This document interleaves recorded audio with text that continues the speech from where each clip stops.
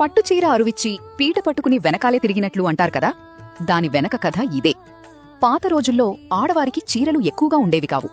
Function అంటే పక్కింటి వాళ్ల దగ్గర మంచి చీర అరువు అడిగి కట్టుకునే రోజులు. అరుంధతికి పక్కింటి పంకజాక్షి దగ్గరున్న మెరూన్ పట్టు చీర చాలా నచ్చింది.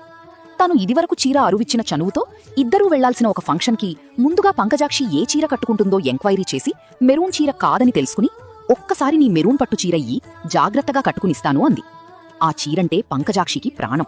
కాని గతంలో తను కూడా వాళ్ల దగ్గర చీరలు తీసుకుంది, కాదనలేక ఇచ్చేసింది. ఇప్పుడు భయం మొదలైంది. అరుంధతి చాలా కేర్లెస్, నా చీర నలిగిపోతుందేమో. ఆ రోజుల్లో పల్లెటూర్లో ఫంక్షన్లలో కుర్చీలు ఉండేవి కావు, నేలమీదే కూర్చోవాలి. అందుకే పంకజాక్షి ఇంట్లో ఉన్న చిన్న పీట సంచిలో పెట్టుకుని ఫంక్షన్కి వెళ్ళింది. అరుంధతి ఎక్కడ కూర్చోబోయినా అక్కడ ముందే పీట వేసేస్తోంది. అందరూ అడిగారు, మీ వదినకి ఇంత మర్యాదేంటి? అరుంధతి ఏదో చెప్పేలోపే పంకజాక్షి నవ్వుతూ, పాపం వదినకి కాలు బెణికింది, కింద కూర్చోలేదు అంది.